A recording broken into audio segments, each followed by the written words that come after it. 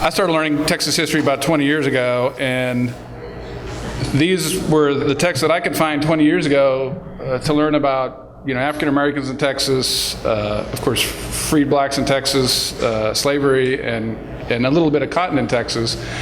But in the last 20 years, if this is a new topic for you, there's just been an explosion of great research on this topic, and I'll include the two books in this session. There are some wonderful sources out there now to learn about slavery and freed blacks in Texas, cotton economy in the United States and worldwide, and African Americans.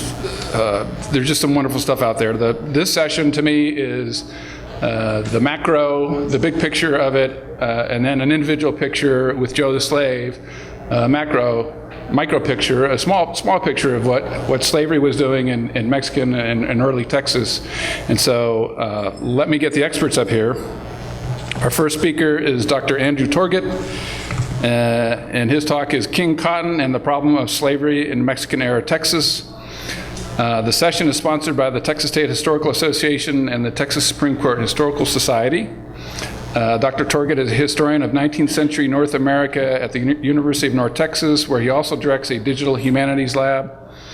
Veteran of pioneering work in digital scholarship, he has been a featured speaker at Harvard, Stanford, Rice, Duke, Johns Hopkins, and the Library of Congress. In 2011, he was the inaugural David J. Weber Research Fellow at the Clements Center for Southwestern Studies at SMU. His most recent book is Seeds of Empire, Cotton Slavery and the Transformation of the Texas Borderlands, 1800-1850, which Texas Monthly praised as the most nuanced and authoritative rewriting of Texas' original origin myth to date. Please help me in welcoming Dr. Torget.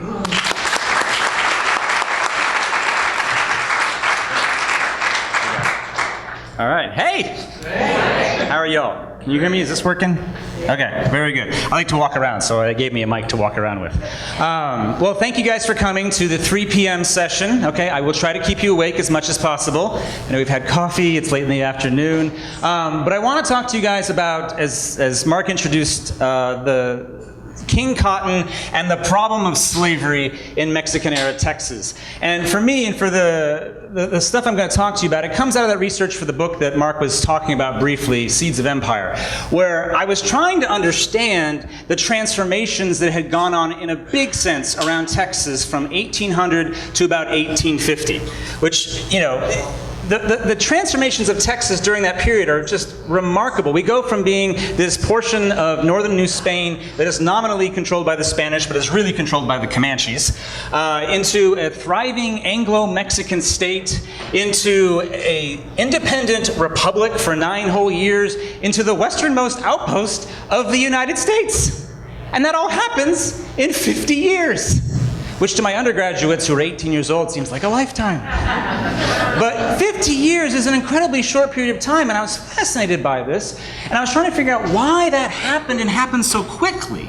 And it was exciting, but it was also frustrating, because I could find wonderful books about the Texas Revolution, and some books about the Republic, and various aspects of very small pieces, but very little about the big story and how those things fit together. So that was what the last 10 years of my research life has been about. And a lot of that went into the book, and I want to tell you guys a short part of one aspect of that story, which is the role that cotton played in bringing Anglo-Americans into Texas in the 1820s, and all the arguments and fights that happened, not about cotton, but about the labor system that drove cotton in the 19th century, slavery, and the controversies within Mexico, and how all of those things laid the groundwork, not just for migration into Texas, but some of the conflicts that led to the Texas Revolution, and really the founding of the Republic of Texas, okay? So I'm going to walk through a little bit of that story for you guys, talk about the role slavery played in all of these things.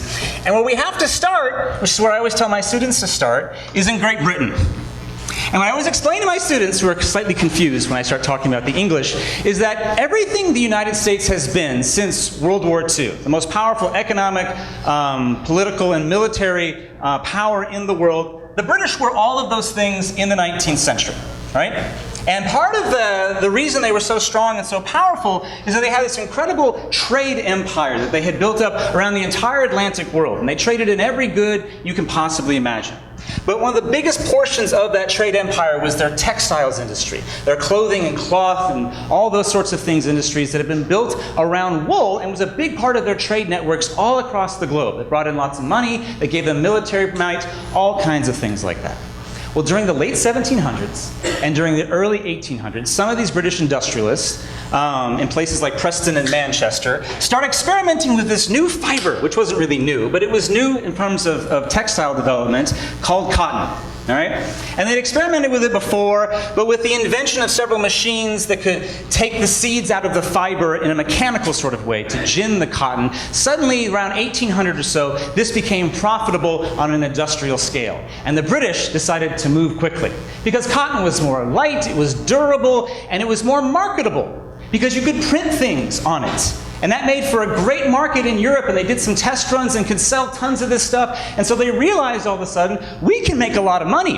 All we need is tons of raw cotton to start feeding our machines instead of wool. And so following the end of the War of 1812, which ends around 1815 or so, the British put out a call. We will pay top dollar for anyone who can bring us cotton, raw cotton in huge numbers. And the people who answered that call more than anybody else were Americans. All right? And this sets off one of the biggest migrations in American history. We usually don't talk about it this way, all right? But from 1815 to 1820, people rushed down into what becomes the Deep South, places like Mississippi, Alabama, Louisiana, the Mississippi River Valley, by the tens and then hundreds of thousands of people. Why? Well, because in 1815, the price of cotton doubled. From 15 cents a pound to 30 cents a pound. And this territory, part of which in Alabama had been cleared out of various native groups who had been pulled out by Andrew Jackson, this whole area is, as they see it, open for cotton cultivation, and it's perfect for growing cotton. It's hot. So it has a long growing season. It has wonderful soils, and it's right next to the Gulf, so you can ship these 450-pound blocks that cotton bales are down to the Gulf, send them to England. And so people start rushing by the tens and then hundreds of thousands down into this territory to establish this.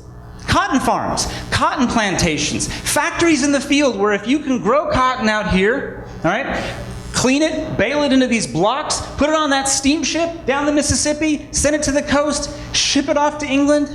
I mean, if you can do all that, you can load up a ship and send it to Liverpool, you can literally make a boatload of money. All right? And so Americans, being great entrepreneurs, start rushing down in this territory, and cotton production in the United States explodes from virtually nothing in 1800, all right, to by 1820, we surpass India as the leading producer of raw cotton in the entire world. And the main producer that is supplying the British cotton mills, we produce 85% of the cotton that goes to the British textile mills. And so we have this hand-in-glove relationship that starts developing between the Deep South and the British textile industry. All right. And while that's happening, all right, people are rushing down. Not everybody's coming voluntarily, because what's the labor system that undergirds Mississippi plantations?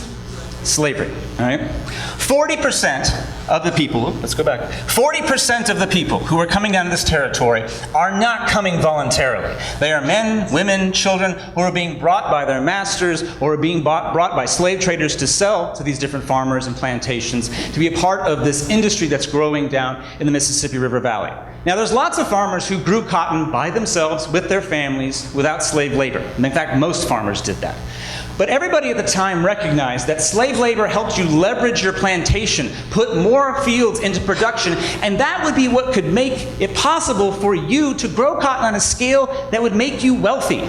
You and your family could subsist on your own, but if you want to make money at a level that will make you comfortable and wealthy, you need enslaved labor, is their theory. They're wrong, but they deeply believe this. And so every third person in Alabama was a slave.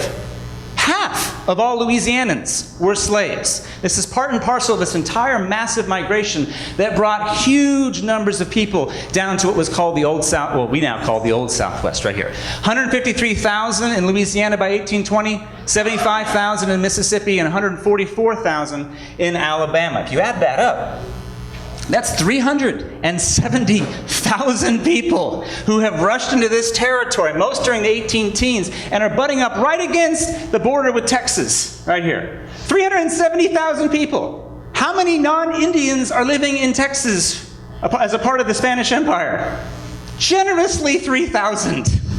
All right, look at those numbers. If you're in Mexico City, how are you feeling about this? Slightly uncomfortable, right? Well, they were. The people in Mexico City, the viceroy's watching all of this, and there's a lot of nerves going on because they realize there's this massive imbalance along the border. These Americans could come pouring in at any particular moment, and so there's a lot of alarm and concern. As it turns out, people were not going to be the main problem for northern New Spain at this particular moment, even though they're piling up here, all right? There's lots of land in Mississippi and Alabama, even with that many people there. What turns out to be the problem is that all those people who are rushing to this territory desperately need horses. Why? Well, these plantation owners wanted enslaved people to pick their cotton, plant their cotton, do some of the fine motor skill type stuff that is required to run these plantations.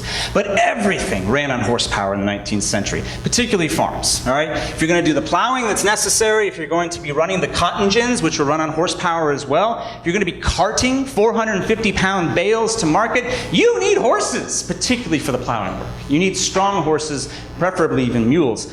And so there's a massive need in this territory for huge numbers of horses that are not there, and that you're not going to get in large numbers from Virginia or South Carolina. And there's a desperate need to continue this cotton production. They're going to need horses from somewhere. And so there's a search at the very beginning of this entire movement in the 18 teens for a reliable source of horses. And they quickly find one across the Sabine River with what becomes the favorite supplier of American cotton plantations, Indians in Texas, with the Comanches and the Wichitas in the lead in particular.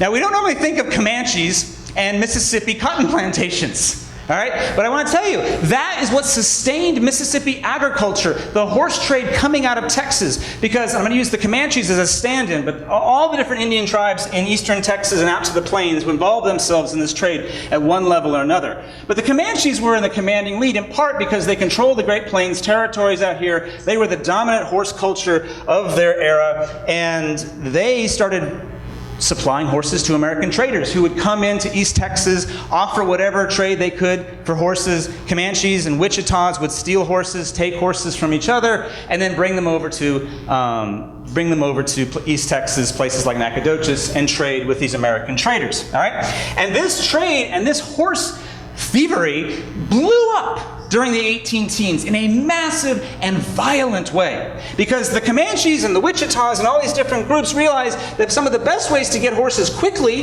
is to just steal them from the Spaniards who lived in Texas, the Tejanos. They're just there. I'll take them.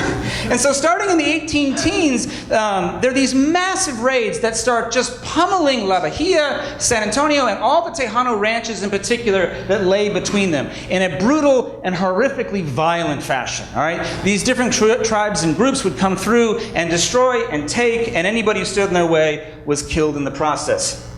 All right, this went on year after year, and the trade in Mississippi continued to demand even more. So to sustain the level of horse trade coming out of Texas, after they destroy most of the Tejano ranches, everybody retreats into San Antonio essentially, and then the different Indian groups with the Comanches in the lead start making forays into northern New Spain, into Nuevo Santander, Nuevo Leon, Coahuila. They start terrorizing all of northern New Spain, using Texas as a jumping off point to steal these horses in huge numbers, decimate haciendas and communities in northern New Spain, and then retreat back into Texas and sell them off to the Americans. All right? And this went on year after year. It increased every single year, and the violence got to such a point, and this is why this matters, that the Tejanos who did live in San Antonio, who had survived up until this point, by 1820 are on the brink of being destroyed, on the brink of abandoning Texas. Nacogdoches had been destroyed in the Arredondo revenge against Gutierrez and McGee, but La Bahia had basically been destroyed. The Tejano ranches had been destroyed. San Antonio is holding on by a thread, and we know this because they said it repeatedly. Antonio Martinez, the governor of Texas at the time, writes all these letters to Mexico City saying, we're about to abandon the territory. This is where things are collapsing around us. We have no hope. All right? That is the context within which Moses Austin rides into San Antonio in December of 1820. And I want to point out, this is something I tell my students repeatedly, we often historically have started the story with Moses Austin bravely riding into the wilderness and all the ideas he brought with him. And I'm not taking anything away from him, but I'm saying to understand what happened, you have to understand how the Tejanos saw the situation when Moses arrives and his son Stephen quickly takes over the enterprise after Austin's death, or his father's death. Because what the Austins were promising when they arrived, when they came into Texas, what they were telling the Tejanos is that we'll bring the cotton economy here. We'll bring cotton and all these plantation agriculture to Texas. We'll bring this.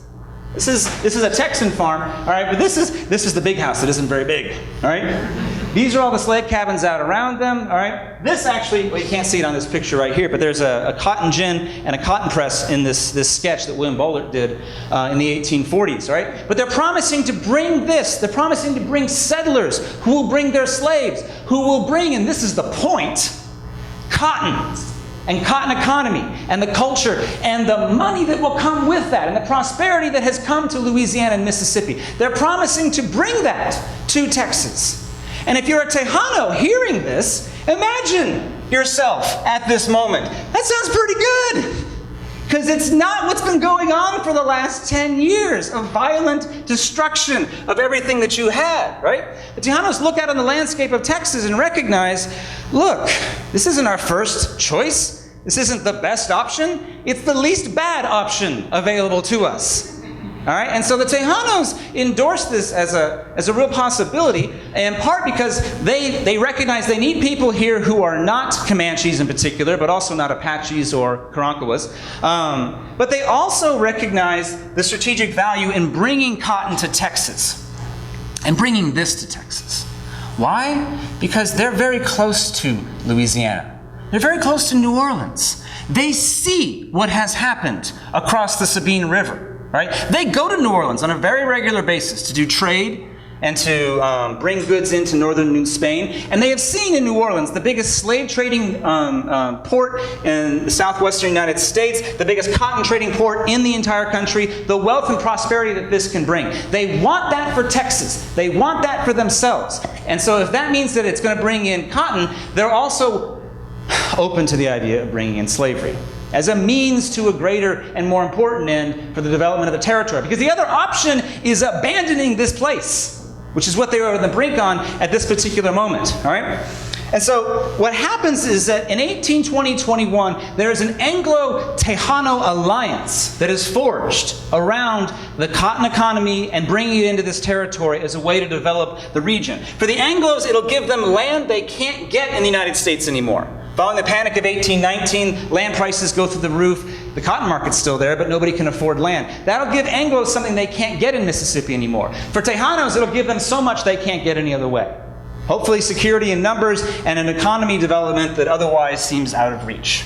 All right? So this is a partnership that they form and is at it undergirds everything that happens in the 1820s, all right? Because these two groups are going to need each other. In part because Mexico becomes independent of Spain in 1821. And then it is up to this new Mexican nation to decide what's going to happen to colonization, what's going to happen to its frontier, and all those things are going to be decided in the writing of the Constitution of 1824. Right? Which begins in 1823. All the provinces around this new Mexican nation send people down to Mexico City. Texas sends Erasmo Seguin, Juan's father, down to Mexico City, where they discuss and they debate the whole structure of this new country. All right? Part of which will be, should we allow these Americans to come in and bring cotton and possibly slaves with them? All right? And as it turns out, and my students always have a hard time wrapping their minds around this, American immigration into Mexico was not controversial in 1823, 1824. Most Mexicans in the national legislature down here recognized that, look, we'd prefer if we didn't have to turn to the Americans to come into this territory, but we've got nobody up there and we need somebody to come in. And if they're going to bring the cotton economy with them, that's probably a good thing. All right? So for the majority of Mexicans across the nation, it was something that they were willing to live with fairly easily. All right? That wasn't controversial. What was controversial was the fact that these Americans were going to bring slavery in with them because they're bringing in the cotton economy from Mississippi. They're basically trying to take Mississippi and transplant it to Mexico, right? For the Anglos, that means you've got to bring slave labor as a part of this. The problem for Mexico is that slavery is a very difficult diplomatic subject for them when they are becoming a new country, all right? Mexico becomes independent in 1821, and they need what all new countries need: friends. They need international recognition. They need trade agreements. You're not going to be able to build up your economy if nobody recognizes you even exist, much less won't trade with you.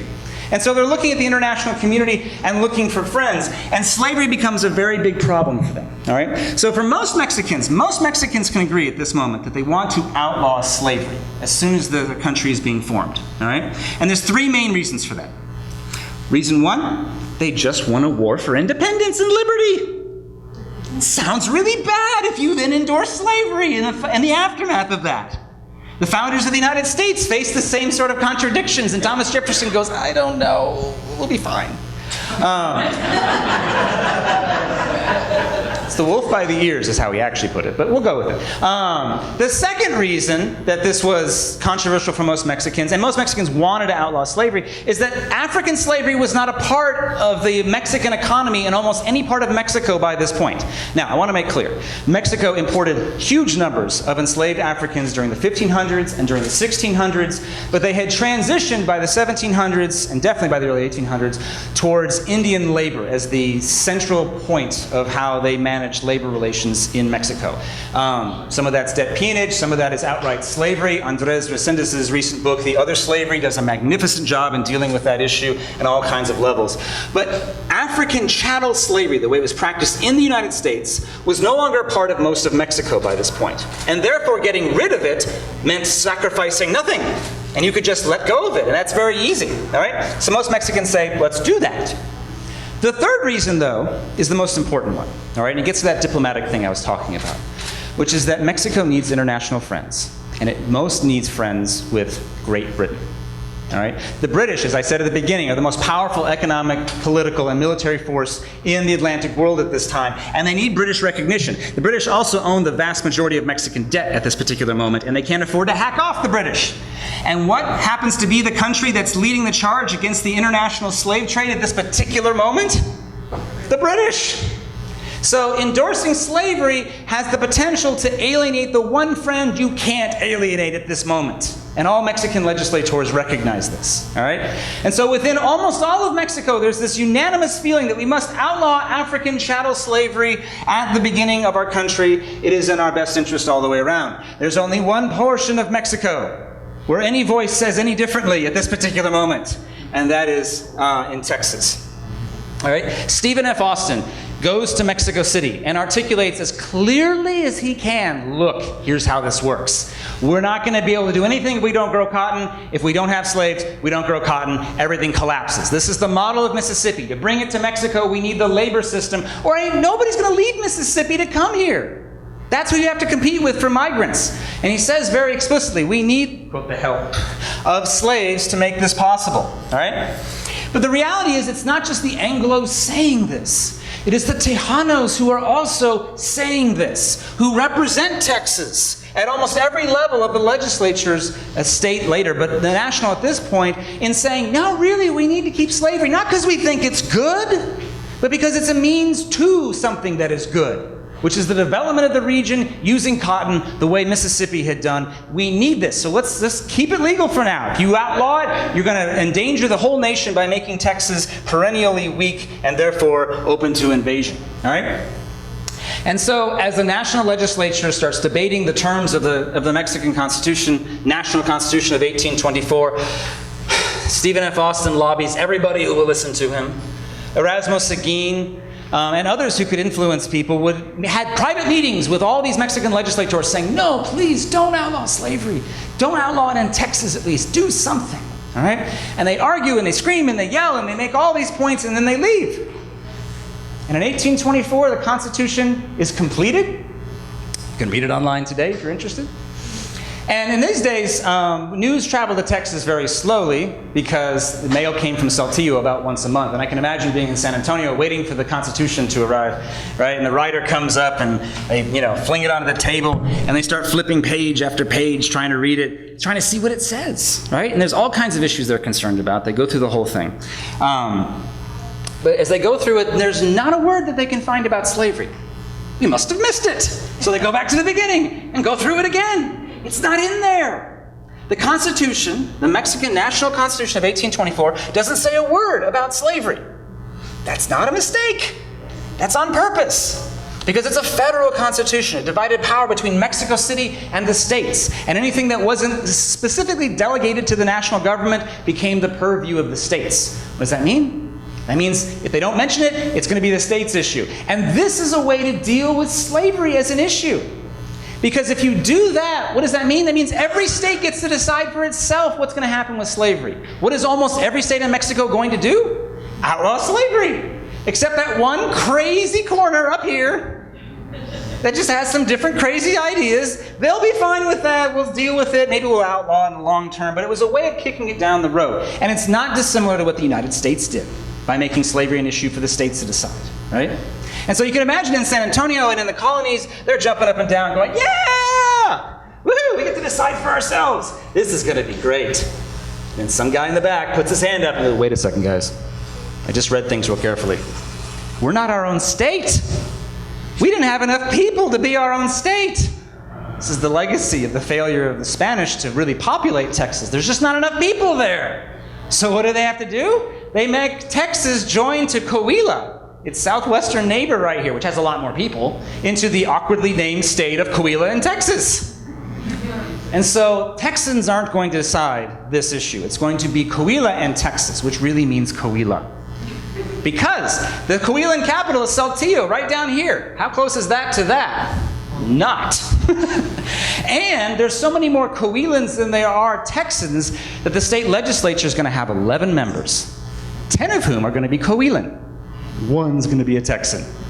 Who's going to get outvoted every single time on every single issue, right? So they start over again. Now it's going to be a state issue. And because it's now so close to the area where this is going to happen, tensions get even higher and hotter. Because as it turns out, in Saltillo, there's as many people who want to outlaw slavery as there were in Mexico City. All right? All the same reasons still apply. All the same interests still apply. This is, you can't see it terribly well. This is one of the best early images we have of Saltillo in one of the towns, one of the central squares down there. This was taken during the US-Mexico War, particularly in 1847. So somewhere right around here is where a lot of this probably ended up taking place. But Austin and the Tejanos decide, well, we got to do it again. And they go down to Saltillo. Austin this time sends his brother, James, who went by the nickname Brown. So I just love that James Brown went to Saltillo. I just think that's awesome. And he sends him down there personally to lobby on this specific issue, all right? The Tejanos are also doing everything they can to convince Coahuilans that no, we need to keep slavery, not for its own sake, but for the development of the region, all right? And they find allies, all right? The V Eska brothers in particular, who wielded enormous influence in Coahuilan politics. This is Agustin V Eska, his brother Jose Maria V Eska. Both of them were tremendous forces within Coahuila, and they both agreed with the Tejanos and the Anglos that this is good for business, this is good for the economy, this is good for the development of the region. Slavery we may not like in particular, but it's a necessary means. And so the V Eska brothers lined up with the Tejanos and the Anglos to support slavery. But they were opposed by other Coahuilans who didn't just oppose slavery because they thought it was wrong, but they opposed slavery because they had seen it in action in the southern United States. Right? This knife can cut two different directions. And so there's a gentleman in particular by the name of Jose Francisco Madero, he was a Coahuilan who went to New Orleans on trade trips. And as I said, New Orleans was the biggest slave trading port in the southern United States. And while he was there, he wasn't impressed with the wealth of the region. He wasn't thrilled with the piled high cotton bales. He was appalled at the way African Americans were being treated for being slaves. And there's one particular moment, he gets on the floor of the state Congress and tells this amazing story where he says, like, look, I was in New Orleans in this cafe, and these guys behind me were slave traders who were arguing what terrible beings African Americans are, and they're basically the exact same thing as mules, and you should just beat them like mules. And that comment stuck with Madero to say, these are people, is his argument. And to treat them as commodities because it's convenient for us is a terrible, terrible thing. We shouldn't do that, is his argument. And so when we write the state constitution, we shouldn't let slavery be legal, no matter how economically beneficial it is. It's not in our interest because it's just wrong.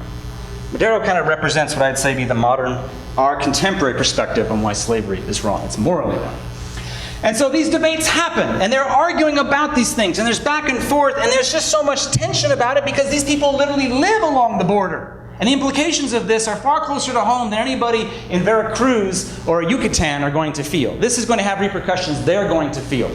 And so these debates happen until 1827, when the state legislature publishes its state constitution for Coahuila, Texas. The only state constitution in all of Mexico that was published in English and in Spanish.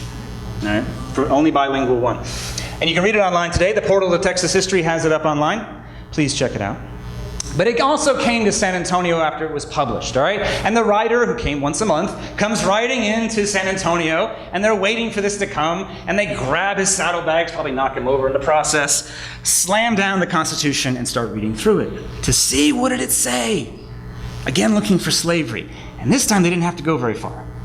Article 13. Article 13 of the state constitution dealt explicitly with slavery. And here's what it said.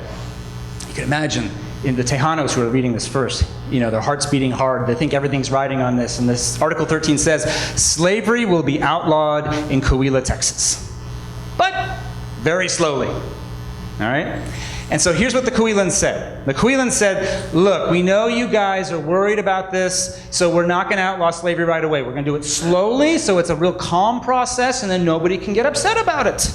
All right? It's a compromise, is what the Coahuilans propose. And here's the compromise that they propose. They said, listen, all the slaves you guys currently have in Texas, slaves for life. None of them are going to get free. They're all going to be slaves for life. In fact, we'll be generous with you. You've got 6 more months. Load up. Get as many as you can. Take a couple trips to New Orleans, get a bus, whatever. Bring them all here. Those people will all be slaves for life. It's funny, but it's also really tragic, right?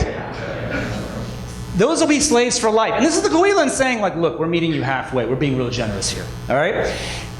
Those people won't be freed either. The only people who will be freed are the children of those slaves. So freedom's going to take about a generation, all right? And they figured nobody here currently says we're going to confiscate your property. Everybody's going to be reasonable. This is a good compromise measure. It'll take things slow. The Coahuilans feel like, okay, this will calm. Nobody could object to this, say the Coahuilans. Except some people do. The Anglos and the Tejano leadership in Texas feel not that this is a compromise, but this is a baseline attack on everything that's underpinning the colonization experiment in Texas. They don't see this as a reasonable middle ground. They see this as an incredible crisis. And if you read the letters between them at the time, they're screaming at the top of their lungs, in formal 19th century speak, about why this is a huge and terrible problem, all right? And their reason is not because there's going to be widespread confiscation of enslaved property, but because if you can no longer bring slaves here in 6 more months, guess what? Ain't nobody from Mississippi's ever coming here again. You're effectively cutting off migration because you're ending the system that allows cotton to be profitable. Nobody's going to abandon Mississippi, where slavery is legal, to come to Texas if they have to abandon the institution that makes that crop profitable in the first place. Does that make sense? So for them, it's as effective as a complete ban on further immigration into Mexico. This is a crisis of such scale that Austin holds an emergency meeting, all hands on deck, in his colony. He calls them to San Felipe de Austin. They get around a giant table. They pound it a bunch of times saying, how are we going to deal with this? And they come up with a scheme, which Dr. Tijerina alluded to earlier. All right? But this is what they come up with. In March 1828, they have a meeting, and we know what they said because they kept minutes of it. And they said, what we need is a law that will say something really simple, really calm and easy. It'll say, all contracts that you sign in the United States, those are legal in Mexico. That's really simple, right? Sign a contract in New Orleans, it's still legal when you get to Mexico, right? It's got to sound simple because it's got to get through the Saltillo legislature. What is the intent of this law? The intent of the law is to allow slavery to continue, because what you'll do is when you're coming to Texas, you'll stop at the Louisiana border and you'll free your slaves. You guys are all free. But in exchange for your freedom, I'd like you to sign these 99-year service contracts. All right? At the end of 99 years, of course, you're free to go and do whatever you want at that point. It's just the fair thing. So it's a legal ruse. In fact, they're taking on the legal language of Mexican debt peonage as a way of covering slavery at this time. But it's a total farce, but it's going to be used to make contract labor a way of substituting for slavery. They're just going to keep slavery going by calling it something besides slavery, all right? That's pretty gutsy, all right? But here's the main thing. The Tejanos, the Anglos can't do this by themselves. They need the Tejanos because they're the representatives in Saltillo. And so they send a letter to San Antonio, all right, to say, look, here's our idea. What do you guys think about this? And what the Tejanos say? Fabulous! That's a great idea. We'll send it immediately with Jose Antonio Navarro, this gentleman right here. He was one of the 2 representatives in Saltillo at this time. Navarro takes this idea. He goes to the Saltillo legislature, all right? And I've been in Saltillo at the Congressional Archives, and you can read the minutes. Actually, they've recently been published. Frank de la Teja recently published a translated version of those minutes. They are fabulous. They are wonderful. I really wish I had them 5 years ago, although Saltillo was lovely. But I remember I was in the archives, and I was reading through these things, the minutes of the meetings, and you get the minutes when Navarro did this. And Navarro waits until there's this lull in debate. They're screaming about a tax bill between each other. They're yelling at each other because taxes then are a big deal like now. And they all break basically for lunch, right? Everybody's eating their sandwich, kind of taking a break. And Navarro gets down there on the floor and he says, hey guys, listen, while we have a pause here, I just, we wanted to get this law passed. It's really simple. There's all these guys from Ohio who want to move into Texas. I mean, we got rid of slavery, that's totally fine with us. But those guys in Ohio feel like if they sign contracts, they won't be legal down here. So can we get this law passed that'll make these people from Ohio feel better? And everybody in the Congress floor goes, yeah, sure, that's fine. And so they pass it as Decree 56, right? He's bald-faced lying to them, straight up and straight out. And he runs out, Navarro does, of this whole thing. And he basically says, I can't believe they bought it.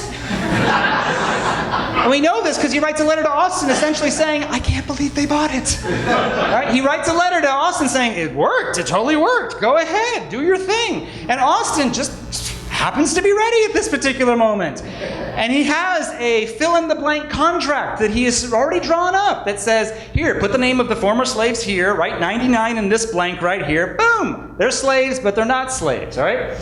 And then Austin, all right, he sends that from San Felipe to New Orleans, where it's printed in the newspapers with directions on how to do this. And that goes out through the newspapers across the southern United States. And nobody's pretending it isn't what it is. The newspapers say, headline, how to get around Mexican anti-slavery laws. Do the following.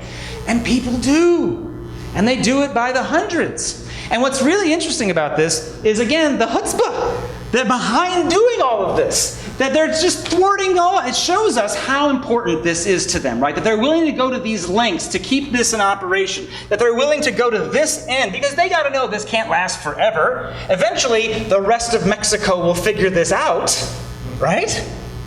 It turns out they're going to figure it out faster than anyone expected because then, just like today, if you had a legal document you were going to sign, you needed to notarize it. All right? And one of the biggest notary publics were going to be in New Orleans. That was the easiest place to find one of those guys, right? And so many people were going through New Orleans getting notarizations of these contracts that the Mexican consul who was stationed in New Orleans noticed all of this and investigated and then started writing outrage letters to Mexico City about what was going on. And so Mexico City quickly finds out, Saltillo finds out too, and half of them are angry, half of them are not. And then all this effort in Mexico City starts realizing, we're losing Texas, right? This combines with the Fredonian Rebellion and all kinds of other consternations. It leads to Manuel de Miriterán's famous journey to East Texas to see what's going on along the border. And all of this is what leads up to this amazing moment in 1830, when the Mexican Congress decides to cut off American immigration to Mexico. The law of April 6, 1830, Mexico tries to seal the border because all these Americans keep coming in and are ruining everything, which I always think is hilarious given modern debates. It is Mexico that is trying to seal the border. They should have built a fence. Well,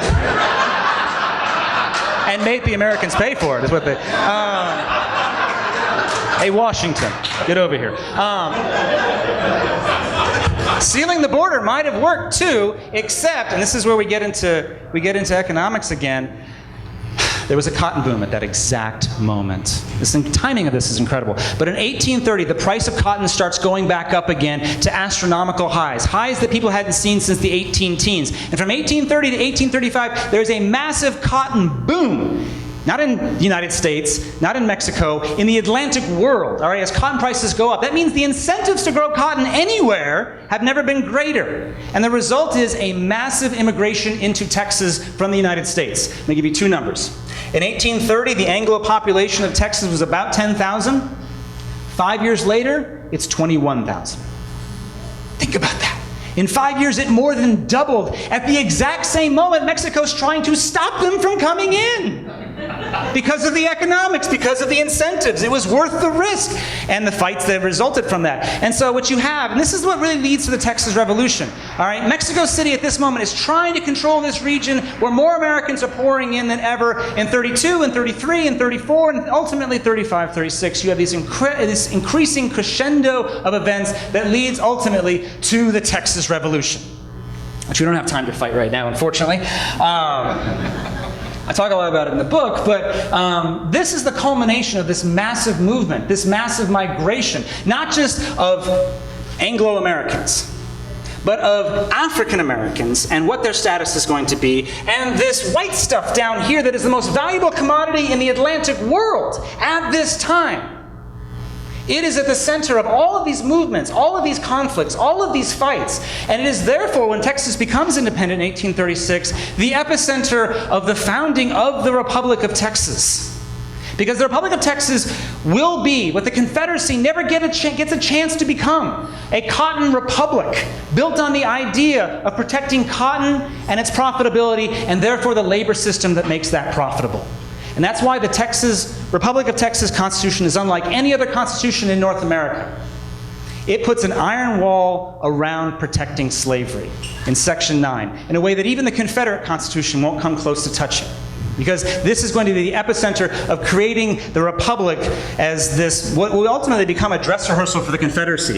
The difference is the Republic survived for 9 whole years. The Texans won the Revolution. The Confederacy didn't. But in the Republic of Texas, we therefore have the only window we ever could into what might have been for the Confederacy if they had actually won their war. Anyway, thank you guys very much. I appreciate it.